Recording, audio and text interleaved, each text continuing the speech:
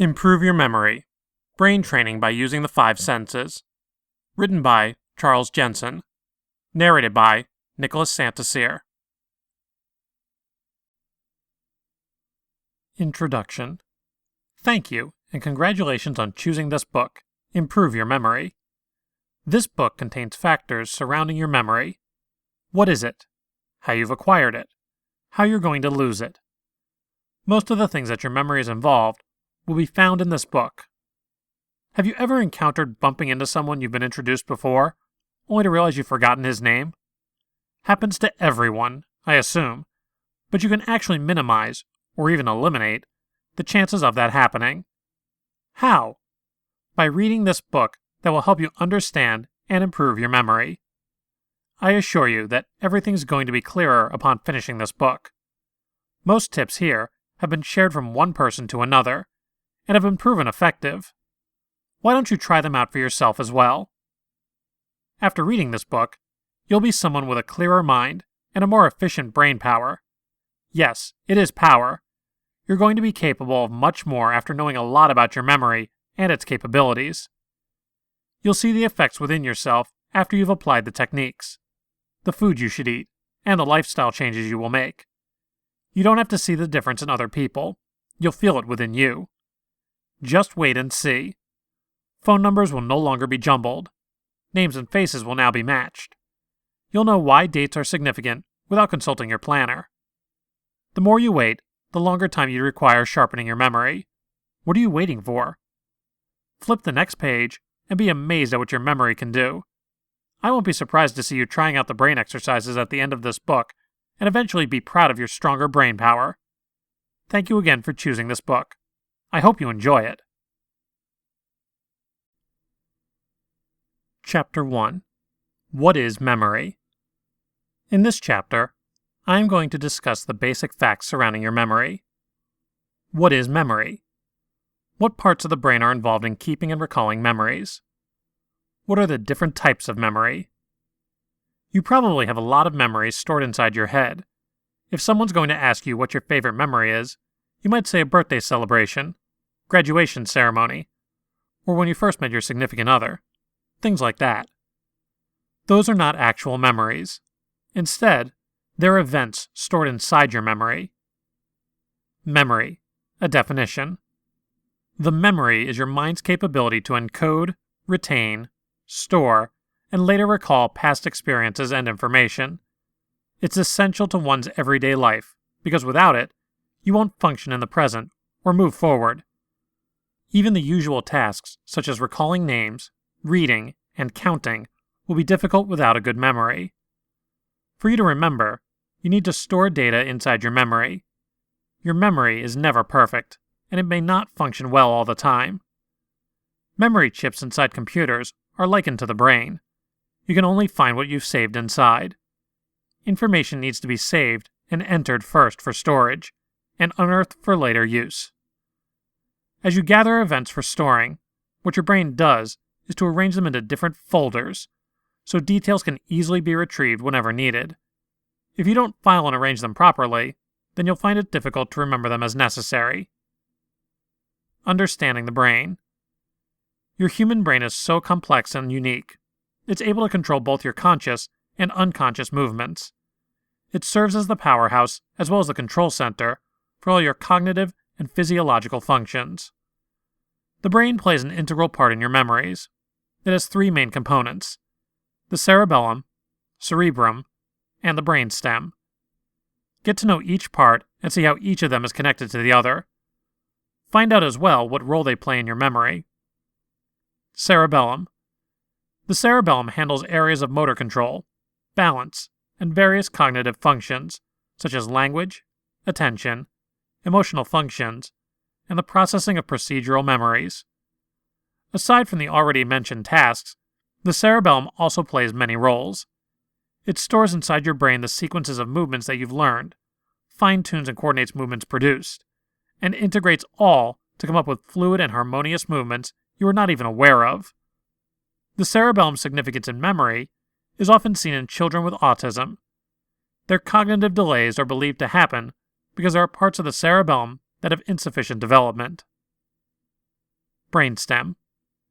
The brainstem is composed of 3 parts. A. Pons. The pons is responsible for sending signals between the cerebellum and the cerebrum.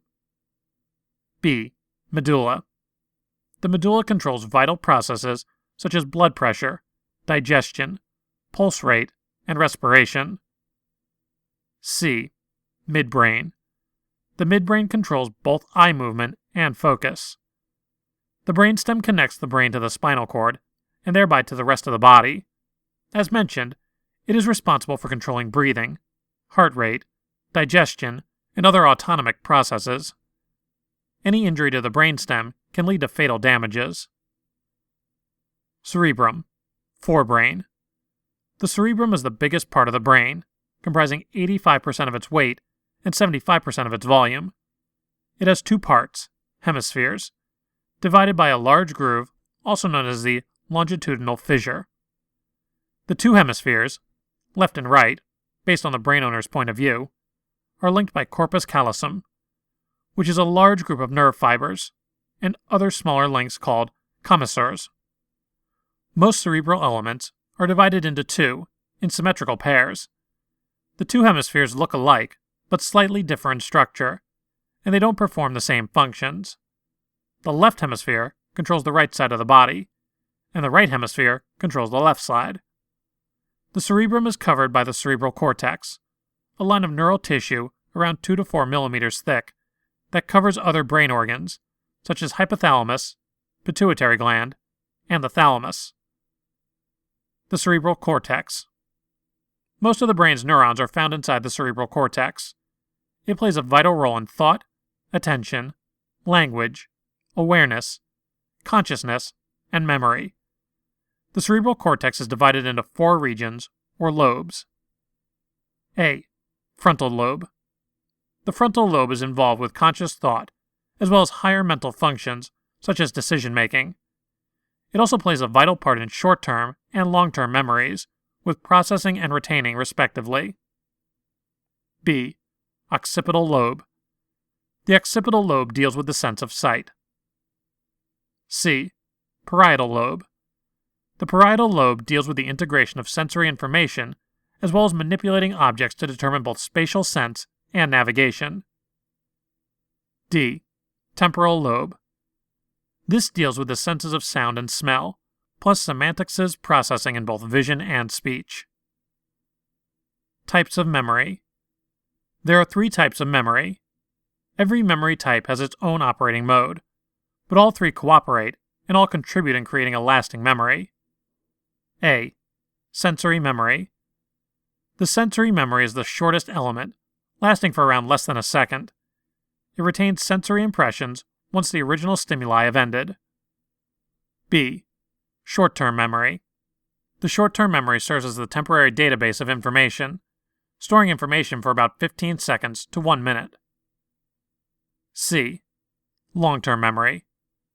The long-term memory stores information that are meant to be remembered for a long time. More details about these types of memory are going to be discussed in later chapters. The memory process. As previously mentioned, there are different types of memories. These are based on facts, such as names of state capitals. There are events based on your life's episodes, while there are instructional or procedural, such as learning how to ride a bike or play the piano. Something will become a memory after passing through these steps. A. Memory encoding. Memory encoding begins when you learn or acquire something new. It begins with a perception using the senses. The process starts with attention, wherein a memorable event makes neurons more active. The experience becomes more intense and achieves higher chances of the event becoming a memory. B. Consolidation. Consolidation pertains to the memory becoming more stable inside the brain. There are 2 specific processes involved in consolidation. Synaptic consolidation, which takes place a few hours after the information is acquired, and system consolidation, which happens when memories dependent on the hippocampus break free and be independent after weeks or years. As you acquire new memories, your brain creates new pathways and connections. It may even rearrange the organization, reroute connections, and eventually rewire itself. C. Storage. Memory storage refers to the actual retention of information inside the brain, whether it's kept in the sensory, short-term, or long-term memory. Every memory type acts as a filter. This protects you from drowning from the flood of information coming at you daily. The more you use a memory, the higher its chances of being kept inside the long-term memory. Data inside the memories are not just stacked like books inside libraries.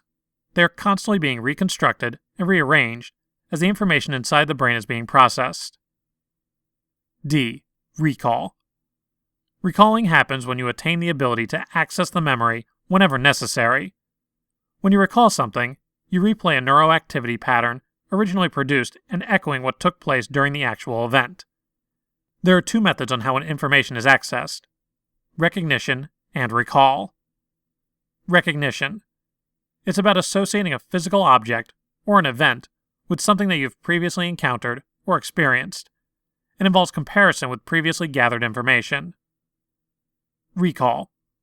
It involves remembering an event, object, or fact that isn't present at the current moment and requires direct uncovering of data. Not every recalled information is reliable because false memories can be created during the recall. There have been studies stating how a question's wording can influence one's recall, and can even permanently change memories for future recalls. Moreover, it's also possible that someone can choose to forget by shutting out certain memories during recall. The acquisition and recall processes both take place when you're awake. The consolidation process is believed to take place during sleep. That's why people are encouraged to have the right amount of sleep. Without it, it'll be hard for you to absorb and recall new information. Chapter 2. Improving your memory through food, sleep, and other lifestyle choices. In this chapter, I am going to give you ways on how to improve your memory. How can food help you improve your memory? What does better sleep do with a good memory? What lifestyle choices can you perform to remember better? Are there other external factors that you can do to boost your brain power? There are different ways on how you can improve your memory. Sleep, healthy lifestyle, and good food are just some of them.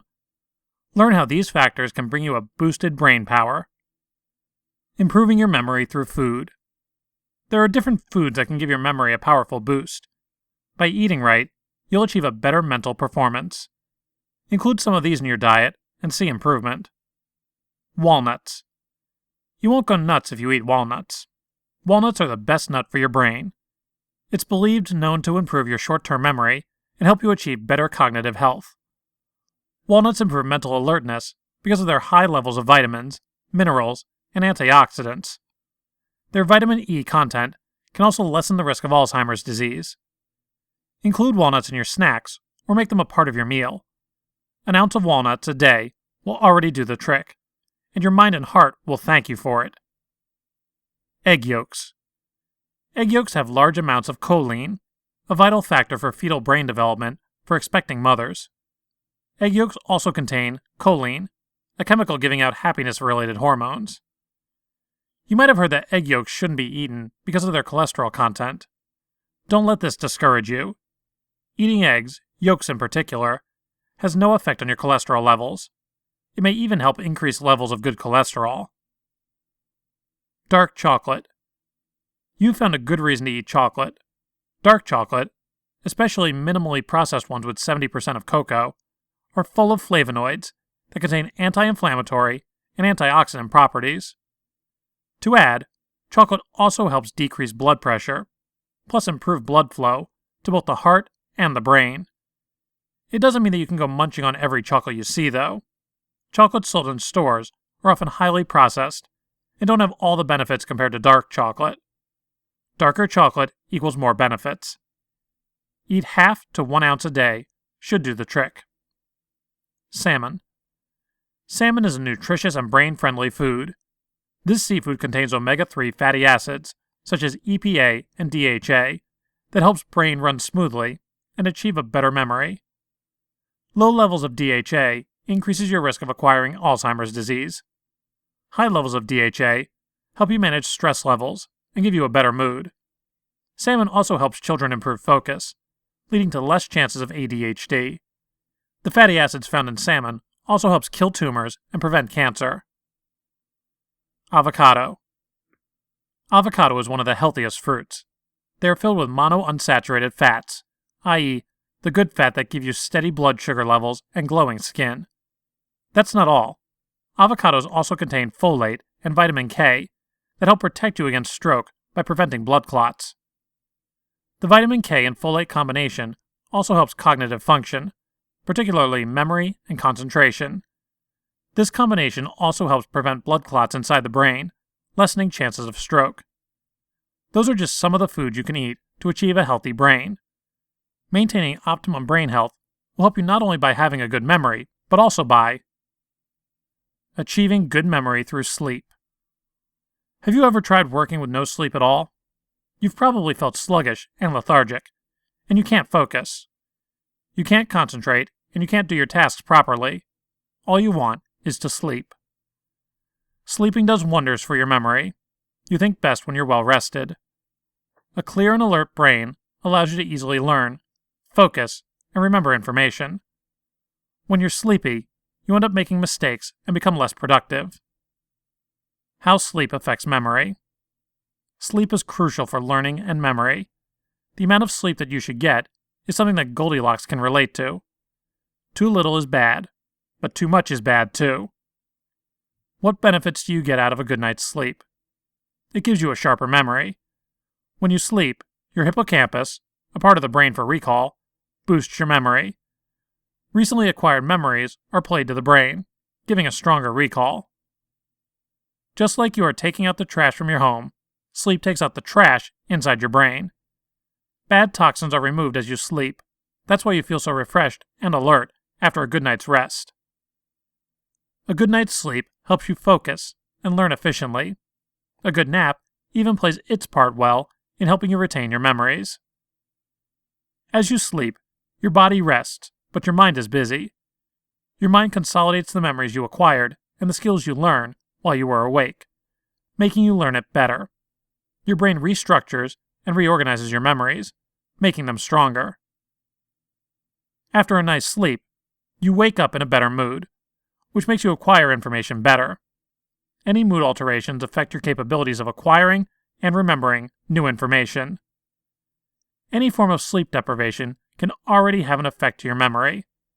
As you sleep, your hippocampus files memories of what took place during the day. When you miss sleep, even for just an hour, you disrupt this process and you become more forgetful. Tips to get your well-deserved shut-eye. Have difficulty sleeping? Try out these tips to achieve a better sleeping routine. Sleep and wake up around the same time every day. It may be tempting to oversleep or to sleep late during some days, but it will only end up breaking your habits and making it harder to sleep the next day.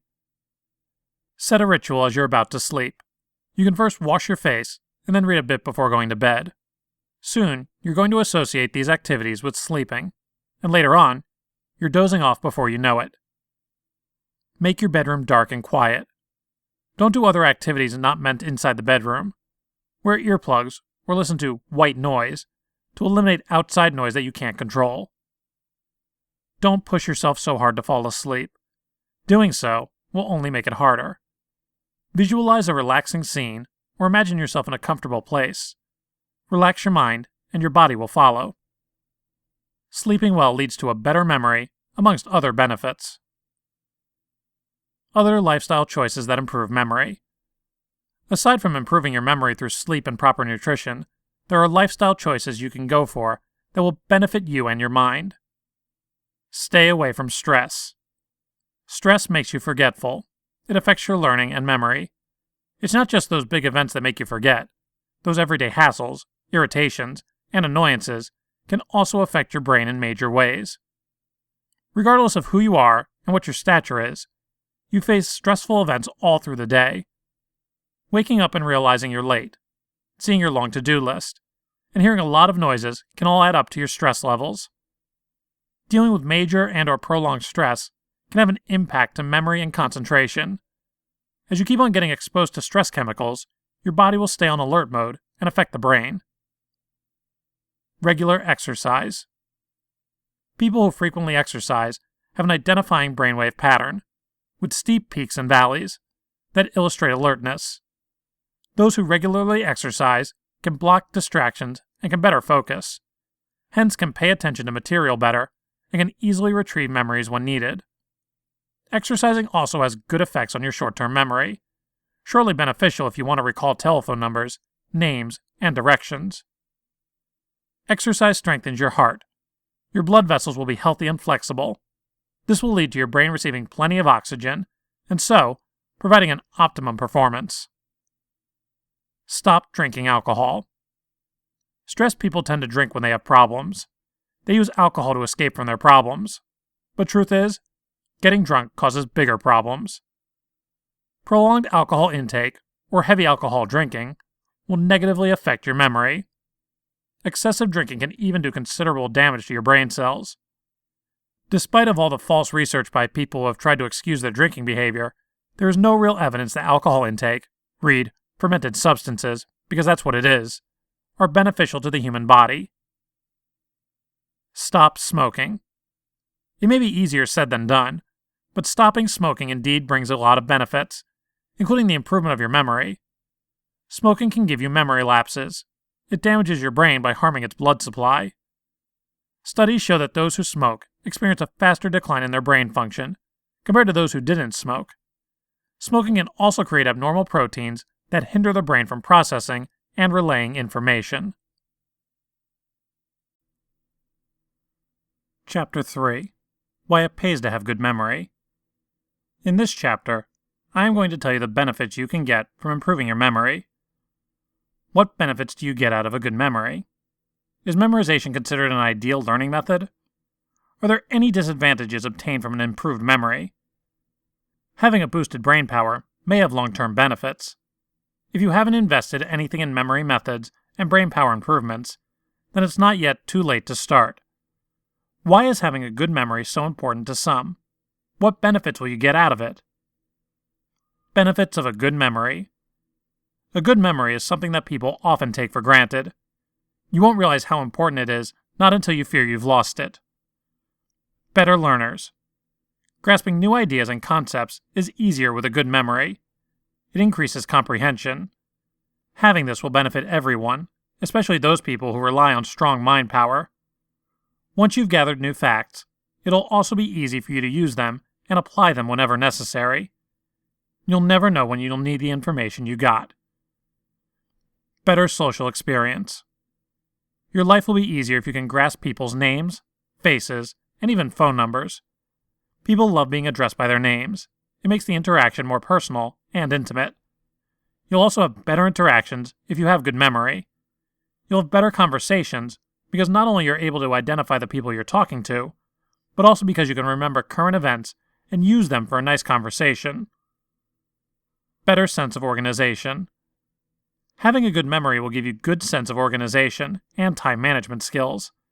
It'll stop you from stressing out because of appointments that have been forgotten, and from checking out your schedule every now and then. A good memory will enable you to remember birthdays, gatherings, meetings, and other important events. A planner wouldn't hurt, but sometimes it's just better to remember important dates without being reminded, don't you think? There are rare instances when a good memory won't be useful. That's why you should do necessary steps to improve your memory. The uses of a boosted brain power are virtually endless, so exert the necessary efforts. The time and money you spend will all be worth it. Memorization. Is it ideal? There are people who go by memorization, or rote learning, as their method of understanding. However, is it a good method of learning? However, is it a good method of learning?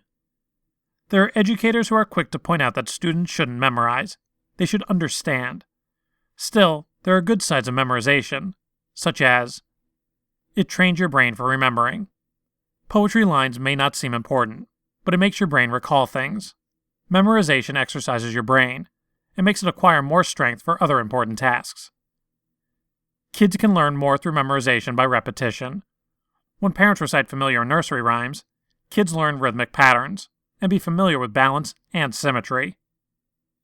It's believed to free up brain power.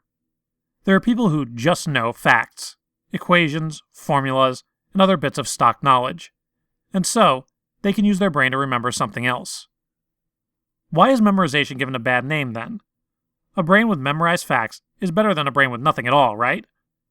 One way of memorizing is by repeating something over and over, or also known as raw rehearsal. Raw rehearsal isn't recommended because it eats up time and does not really make you think at all. You'd end up forgetting what you've memorized, especially if you don't incorporate them with your other activities. Instead of memorizing, you can just try out other methods to understand and learn. You can try out repeated use. You repeat the information over and over, until you can remember it by heart. Or you can use building on known facts. Associate a fact into something that you're already familiar with. Any disadvantages? Are there any disadvantages out of having a boosted memory capacity? It's not really disadvantages per se, but there are things people with good memory complain about, such as confusion with other data. When you have a lot inside your mind, you may end up confusing one with another. For example, you have a lot of friends and you know all their birthdays. You'd end up thinking that this birthday belongs to one, when in fact, it belongs to the other. Your brain gets overloaded with a lot of information. Information overload can make you go a little crazy, especially when you realize there's a lot inside your mind that you need to remember. Sometimes it's just better to forget. There are times when forgetting will do you good and will be more beneficial on your end. Some events are just better left alone. A good memory will hinder that, even just for a while. Do you think those are actual disadvantages of having a good memory? If you face these struggles, don't worry, as there are workarounds for these issues. It's better to see good memory as an asset, as a liability, and so you should treat it as such. Chapter 4. Different Types of Memory. In this chapter, I am going to tell you what the different types of memory are, and what distinguishes them from one another. What are the different types of memory? How will you define sensory, short-term, and long-term memory? What are the characteristics of each memory type? There are three main memory components: a memory storage for immediate impressions, a working memory for active thoughts, and a long-term storage for skills, events, and facts. Let's get to know them all. Sensory memory. The sensory memory is the mind's capability to retain sensory impressions once the original source, or stimuli, has ended. The information gathered quickly degrades as fast as half a second, about 200 to 500 milliseconds. The stimuli detected by the senses can either be ignored, wherein they'd be forgotten immediately, or they'd proceed to the sensory memory. No conscious effort is required in this process. Only the brain decides which stimuli will be useful later. Unlike other memory types, the sensory memory cannot be prolonged through rehearsal. The information is passed on to the short-term memory through attention, i.e., choosing to concentrate on one specific aspect of the environment while ignoring the rest. Through this, the brain can filter and choose which stimuli is interesting and important enough in a chosen time frame. Short-term memory. What's stored in the short-term memory is just temporary. This type of memory has low capacity and is quickly saturated. There are many things the short-term memory can be likened to. It can act as a scratch pad. That's why it's even referred to as the mind's sticker notes. Some even refer to it as the brain's receptionist, as it determines which memories should be transferred to the long-term memory. The short-term memory is referred to as the working memory, because it's constantly used as you think, talk, and act, and so performs an active role all the time. It's only capable of holding around 7 items or less in a short time frame, typically around 15 seconds to a minute. Short-term memory versus working memory. You'd often hear the term working memory used interchangeably with short-term memory, but there is a difference between the two. The working memory refers to the entire framework pertaining to processes and structures used for storing and manipulating information, whereas the short-term memory is just a single component. The term working memory is a more recent concept. It focuses more on how the brain manipulates the information. The term short-term memory, on the other hand, is a more collective and generic concept. How age affects short-term memory. As you grow old, the amount of time your short-term memory can hold gets shorter. Together with other conditions, Age can make it difficult for you to keep up with various tasks, such as remembering which buttons to press on your phone. It can also be difficult for your brain to move information to the long-term memory, hence leading to forgetting even recent events. This should not discourage you. Aging will bring this effect along, but you can delay the process by keeping your brain active and maintaining a healthy lifestyle. Long-term memory. The long-term memory stores all the information you gathered more than a few minutes ago. Information stored inside the long-term memory can last for as short as a few days or several years. This memory type has a bigger capacity because it stores everything else. All those things you can do, all the facts you've learned, all events you've experienced, and even those things you didn't realize you knew. Characteristics of long-term memories. How are long-term memories described? Long-term memories have varying strengths. Some memories are stronger, as you can remember them immediately, while some memories are weaker, as you need some prompting or reminding to recall them. Long-term memories aren't static. Information inside the long-term memory can still be edited. You can merge or combine it with another memory, or combine it with details you've gathered from other people. Hence, memories aren't constant and aren't always reliable. Explicit and implicit memory. There are two main divisions of long-term memory: explicit, declarative memory, and implicit, procedural memory. Explicit memory. Explicit memory, also known as declarative memory, is your memory filled with facts and events you've gathered through the years. The explicit memory can further be divided into two categories: episodic memory and semantic memory. A. Episodic memory. The episodic memory gathers special events and experiences, especially those that have created a huge impact on you. Examples of those stored in the episodic memory are those activities that you've done over the weekend, or the first time that you've seen snow.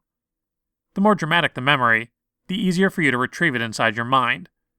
Special events such as birthdays and holidays stand out for different reasons, so you easily remember them.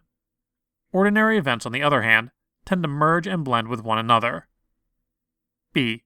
Semantic memory.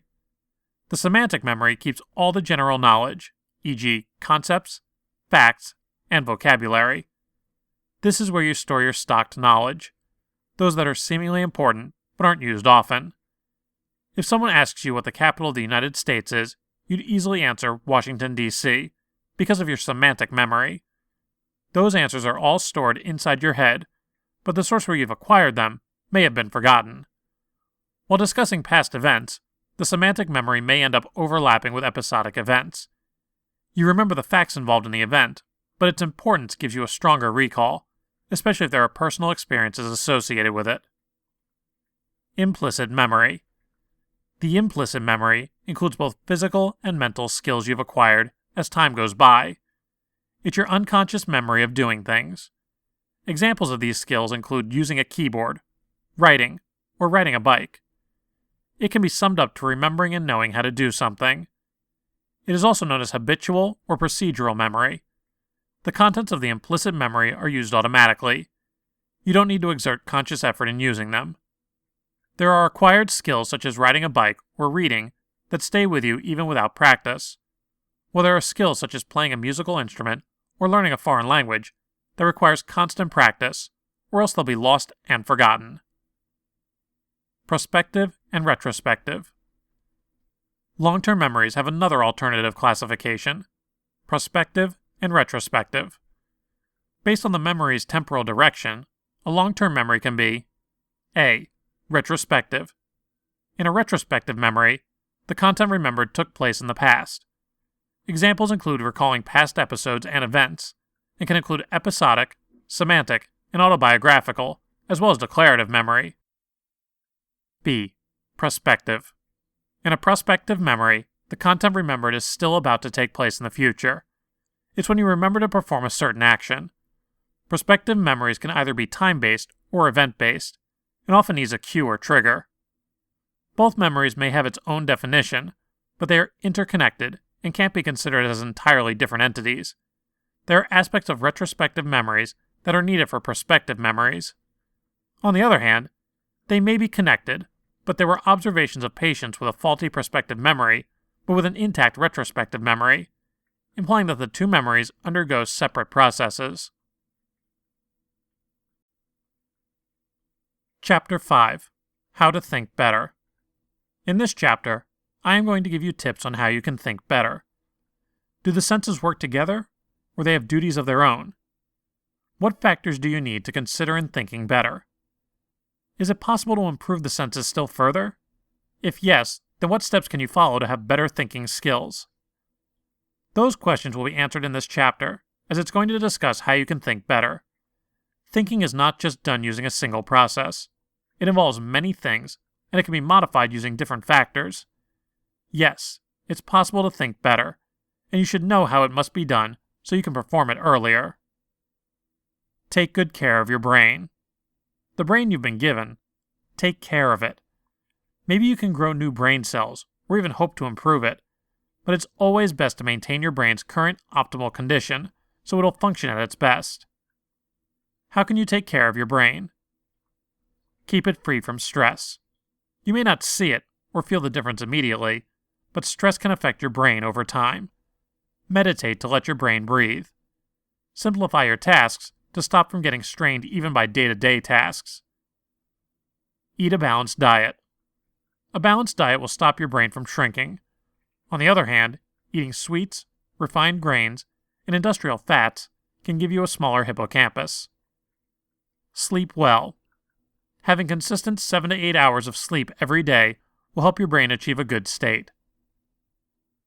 Produce more brain neurons. You can think better by making your brain produce more neurons. The brain's neuroplasticity, its ability to grow new cells, will only happen if it's exposed to something new and different. How can you grow new neurons then? By performing neurobics, or the science of brain exercise. Neurobics stimulate new cell growth inside the brain. They can be performed by altering one's sensory perceptions. Doing so will challenge the brain, and it will produce new neurons to perform the tasks in a different way. If you're not yet too comfortable with trying new things, such as learning a language or trying to play a musical instrument, then you can just go for things you're familiar with, but doing them differently. For example, you can write, hold the computer mouse, brush or comb your hair using your non-dominant hand. You can also walk around just to smell the flowers or to sniff the air. Identify the ingredients of the food you eat by tasting and smelling it. Aside from utilizing your senses, another way to produce new brain cells is to eat blueberries. Blueberries are blue because of their anthocyanin dye that is directly related to growing neurons. Improve the flow of blood to the brain. Having good blood flow to the brain will prevent atrophy, i.e., degeneration of cells, degradation of important communication pathways, and shrinking of brain tissues and other important structures.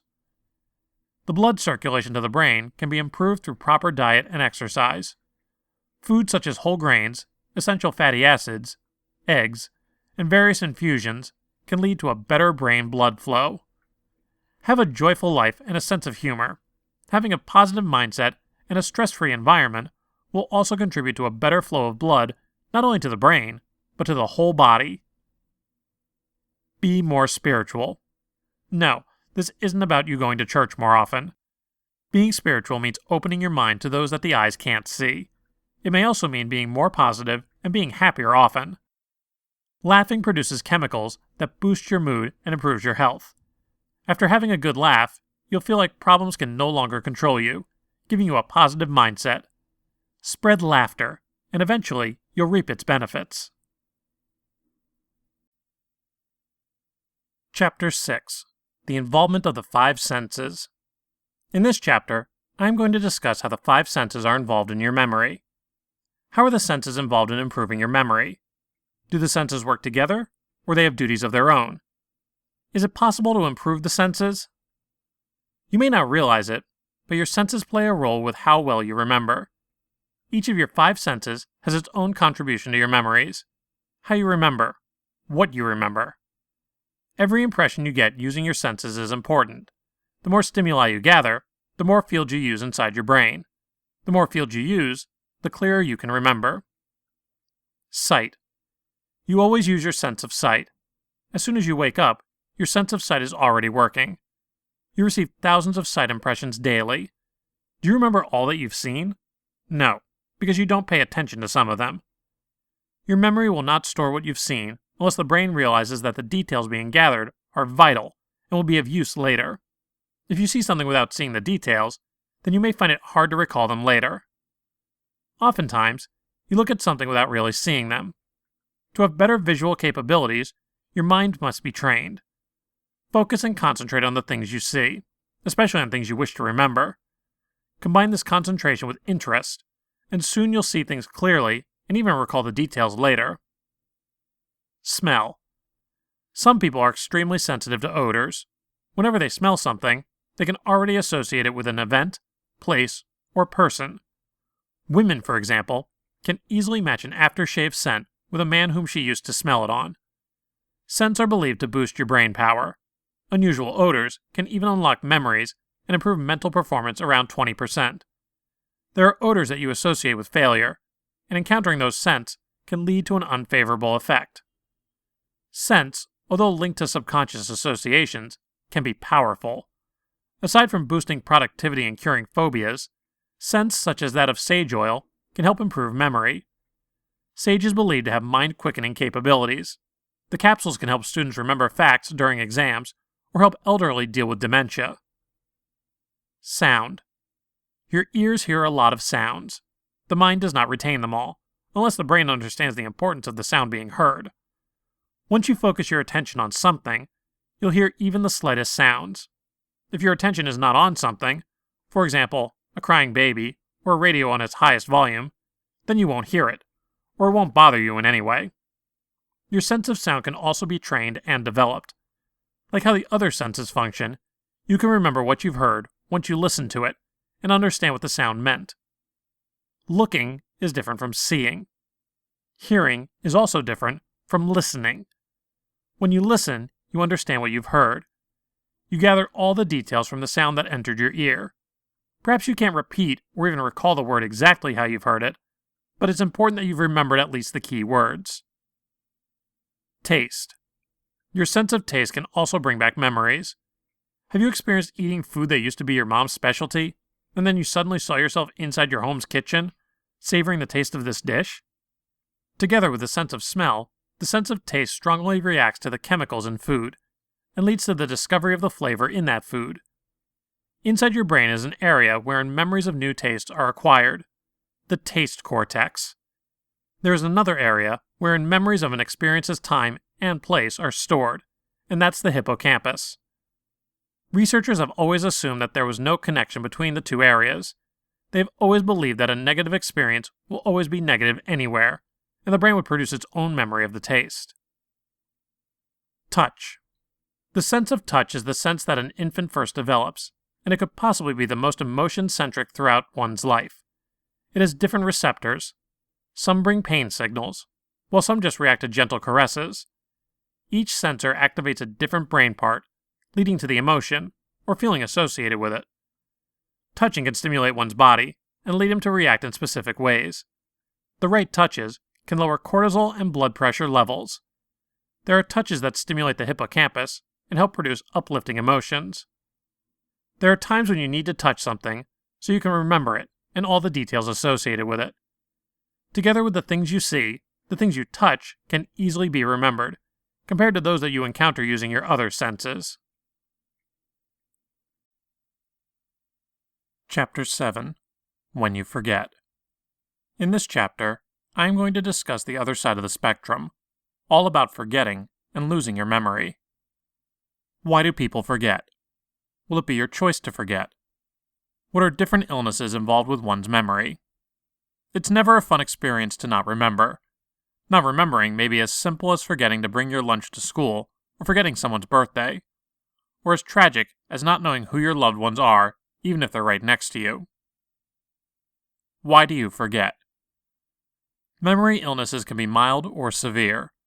Regardless of the degree, they are all caused by a neurological damage to certain brain structures, and so they affect the brain's capability to store, retain, and remember memories. There are memory disorders that can progress as time goes by, such as Huntington's and Alzheimer's disease.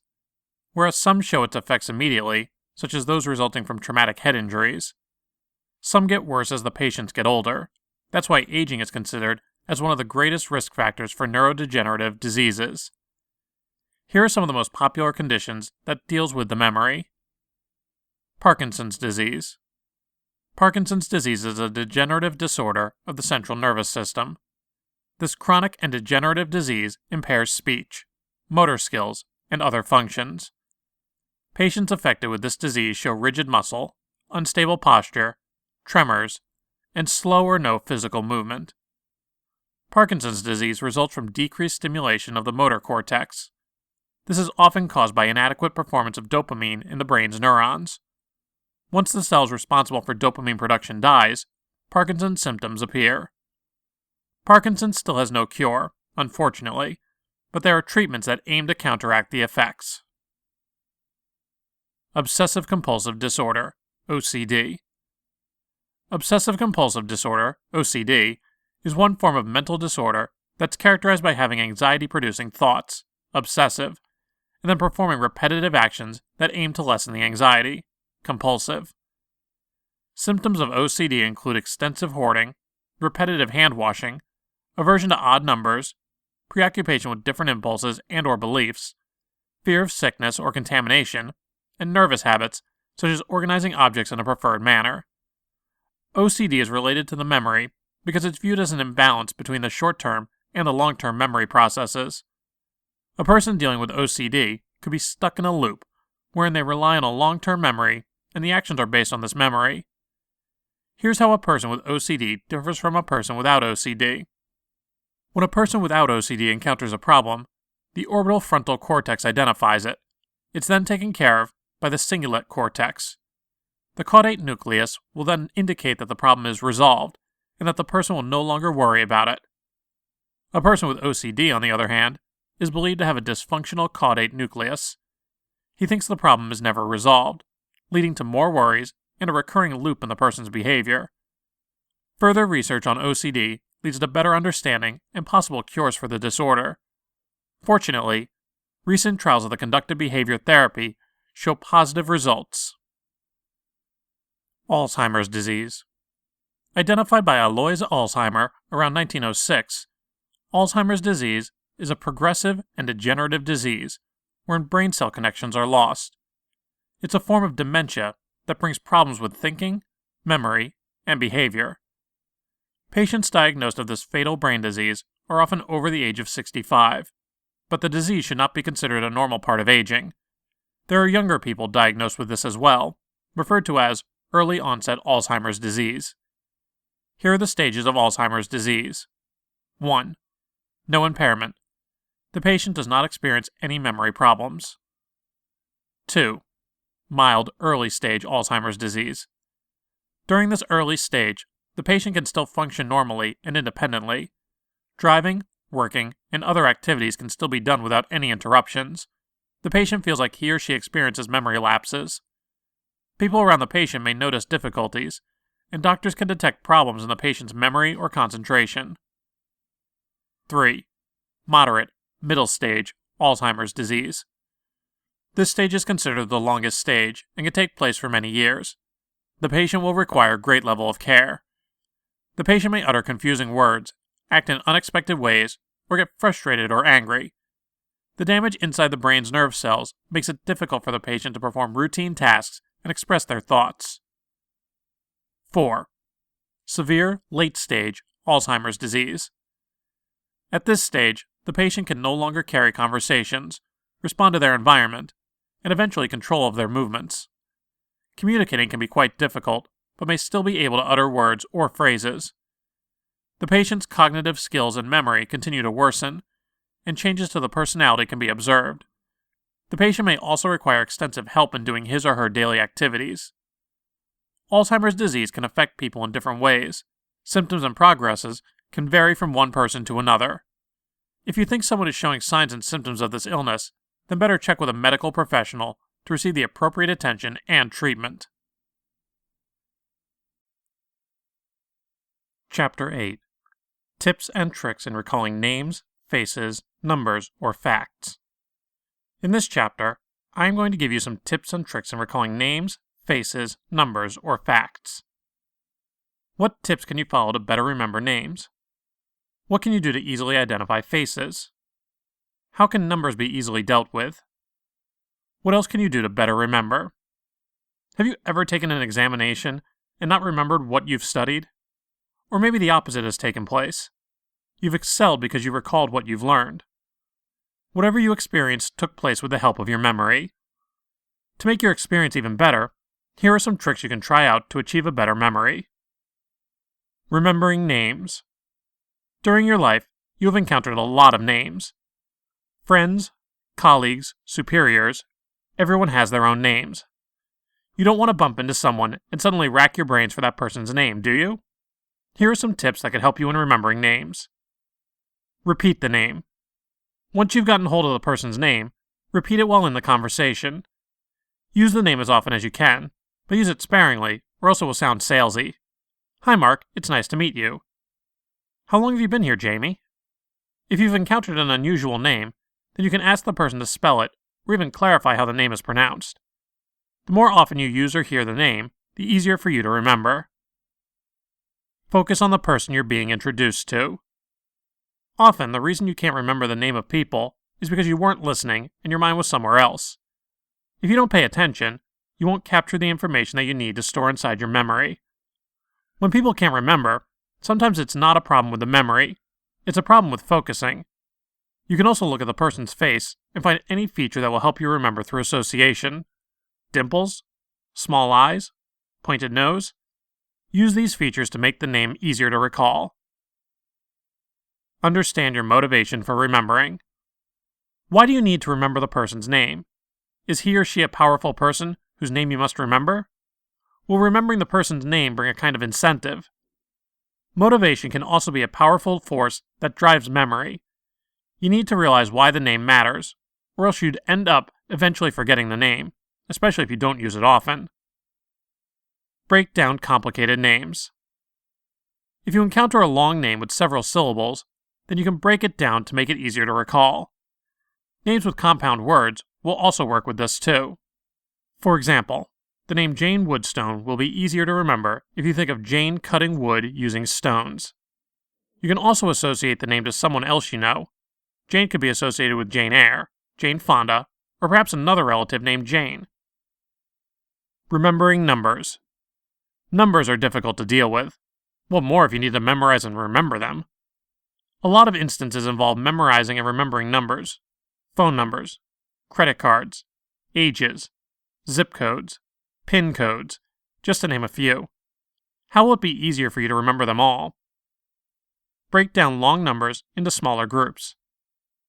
Long numbers can be difficult to remember, but by dividing them into small chunks, then it'll be easier to recall. The average individual is believed to remember only 7 numbers in one go, but you can go for more if you group them into smaller parts. Take phone numbers as examples. Let's use the phone number 74301234468. Group them into 3 parts. 74301234468. How will it be easier to remember? First, think of 7 as a sum of 4 and 3. Next, think of 0, 1, 2, 3 as succeeding counting numbers. 0, 1, 2, and 3. Then, think of 4, 6, 8 as a pattern, wherein the succeeding number is 2 more than the preceding number. 4 plus 2, 6 plus 2, 8. Don't you think that made the succession easier to recall? Think of patterns for numbers. Just check out other patterns that you can use to deal with long numbers like these. You can use important dates, such as anniversaries or birthdays, or even plate numbers as patterns. Most don't recommend this technique for important concerns, such as PIN codes and passwords, but you can try these on other instances. Admittedly, it'll be easy to remember a PIN using your own or a loved one's birthday. But again, for security, avoid using them. Succession of odd or even numbers, like in above example, will also work. If you see a pattern of 579 or 246, then you can take note of that to remember. Being able to remember the first one will enable you to remember the succeeding digits. Visualize them on a 3x4 keypad. If you are familiar with the 3x4 keypad, both the position of the numbers as well as the letters that came with each number, then this could work for you. Let's go back to setting PIN codes. Never use important dates. So what are you going to use then?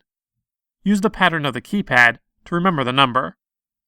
For example, your cat's name is Snow. You could then use the keypad to set a PIN of 7669. How did you arrive at that number? That's S equals 7, N equals 6, O equals 6, and W equals 9. So the next time that you need it, you can just remember your cat and you're good. Remember facts. This will be helpful for students, or those who need to remember a lot of data in their daily lives. How will you remember facts? Take note of these tips. What is your motivation? Again, it's all about answering the whys.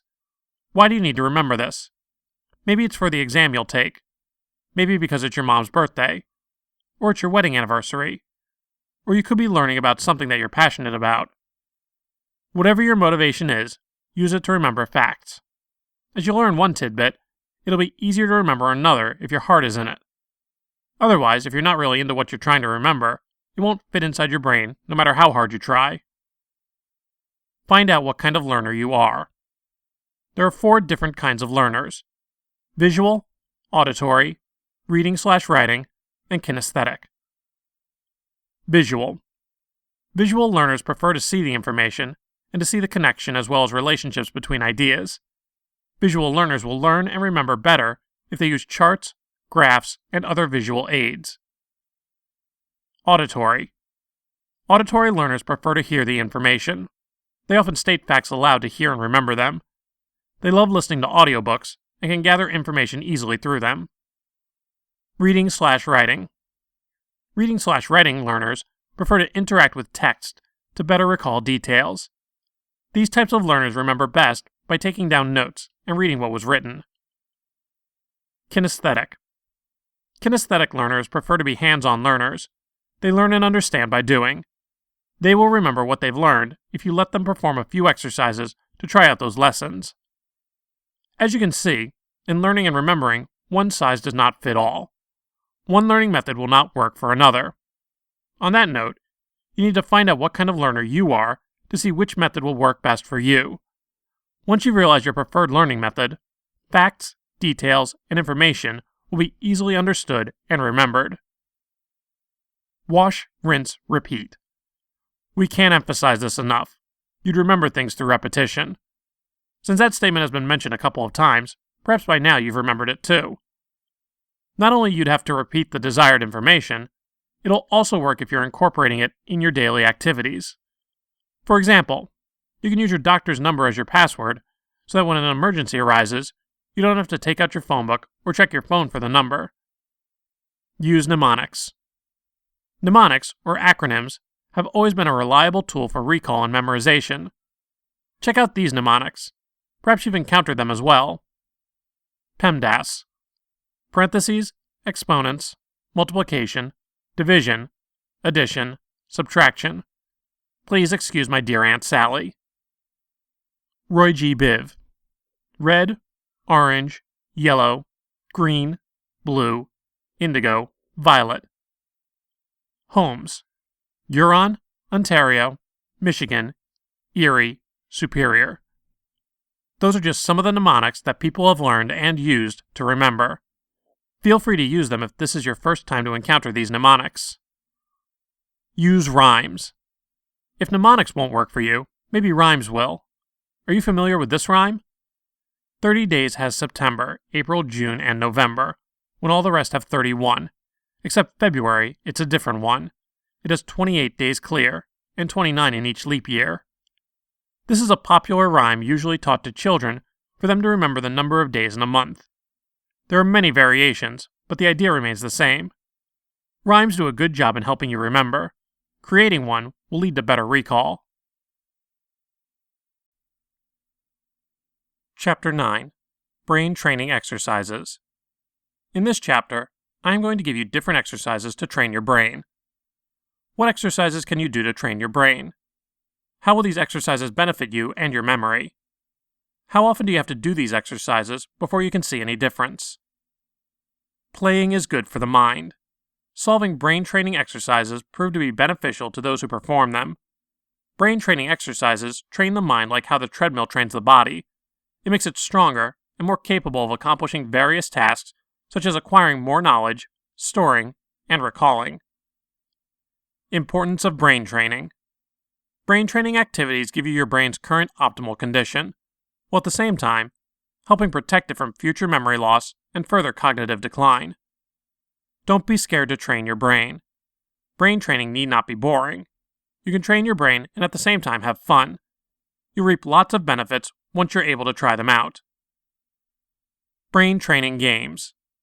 Here are some brain training games that you can play to sharpen your brain. A. Crossword puzzles. Solving a crossword puzzle helps you train your brain by giving it challenges and variety. Crossword puzzles have different topics and skill levels that you can choose from. Crossword puzzles are easy to find. You can get some of them free of charge.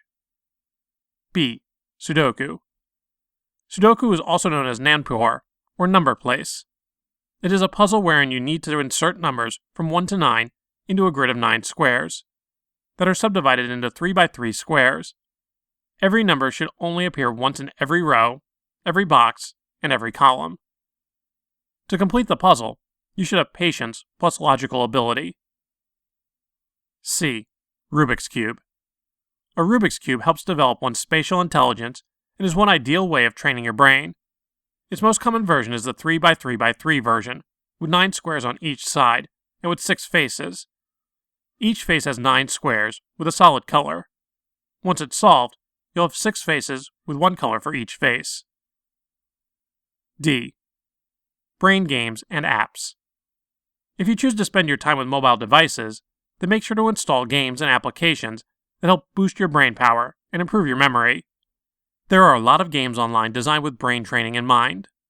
Examples of these games and apps include Duolingo, teaches you a foreign language, Chess.com, teaches you how to play and master chess, and Khan Academy, gives you access to different classes free of charge. There are a lot more. Just check which sparks your interest. Training your brain without you knowing it. There are everyday activities that you do that can already count as brain training exercises. These are just some of them. A. Meditating. Meditation not only relaxes the mind, but also gives it its much-needed recovery. It may be one of the most challenging tasks, but with the biggest rewards. Since your brain works non-stop throughout the day, and most of these thoughts are just repeated every day, it'll be a total workout for it to stay calm and be quiet. Meditation decreases your stress levels, improves your memory, and increases your focus and attention. It also reverses brain atrophy. B. Staying away from screens. Today, most of your time are spent in front of screens, such as that of mobile phones, computers, and TV screens. Why not try out arts and crafts for a change? Studies show that they can help improve your focus, protect you against brain aging, and even act as a natural antidepressant. Arts and crafts, together with other purposeful activities, such as music, reading, drawing, and doing home repairs, are known to stimulate your neurological system. C. Playing chess. Playing chess doesn't feel like brain training, because all you do is play the game, nothing else. You're not aware that in the background, it helps you achieve good thinking abilities and come up with creative strategies. If you don't know how to play chess, then it's not yet too late to start. Manuals and instructions can be found online for you to follow. It's a brain-boosting activity that increases your spatial intelligence, makes your brain think ahead, and boosts your IQ. Conclusion. What have you gathered so far? Thank you once again for grabbing a copy of this book. By now, you should have learned what memory is about, and the things you can do to enhance your memory and brain power. Improving your memory can be beneficial. It's not just for students who need to study for exams, and for employees who need to accomplish a lot of tasks. It's for everyone. We all have our cherished memories obtained from our daily life. Having a good memory will allow us to look back at them all, and relive the memories. The first step is committing to make changes in your life. Start with altering your diet, making sure that you're getting enough sleep, and making huge changes in your lifestyle and habits. Soon, you'll see the changes gradually taking place, giving you a boosted memory. Again, thank you and good luck. Thanks again for buying my book. If you have a minute, please leave a positive review. You can leave your review by clicking on this link. Leave your review here. Thank you. I take reviews seriously and always look at them. This way, you are helping me provide you better content that you will love in the future. A review doesn't have to be long, just 1 or 2 sentences, and a number of stars you find appropriate. Hopefully 5, of course. Also, if I think your review is useful, I will mark it as helpful. This will help you become more known on Amazon as a decent reviewer, and will ensure that more authors will contact you with free ebooks in the future. This is how we can help each other. Take a look at my other books too. Self-Publishing for Beginners. Book Marketing Plan. Photoshop. Create professional book covers in 30 minutes. Or just get them all in this handy book bundle. Writing and Selling. Disclaimer. This information is provided as is. The author, publishers, and/or marketers of this information disclaim any loss or liability, either directly or indirectly, as a consequence of applying the information presented herein, or in regard to the use and application of said information. No guarantee is given, either expressed or implied, in regard to the merchantability, accuracy, or acceptability of the information. The pages within this ebook have been copyrighted.